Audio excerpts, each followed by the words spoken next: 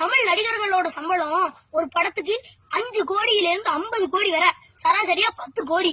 மாசம் 70,000 ரூபாய் சம்பளம் வாங்குற ஒரு ஐடி ஊழியர் 10 கோடி சம்பாதிக்கணும்னா 125 வருஷம் பணி செய்யணும். எல்லாருக்கும் சாப்பாடு போடுற எங்களை மாதிரி விவசாயிங்க 10 கோடி சம்பாதிக்கணும்னா 750 வருஷம் உழைக்கணும்.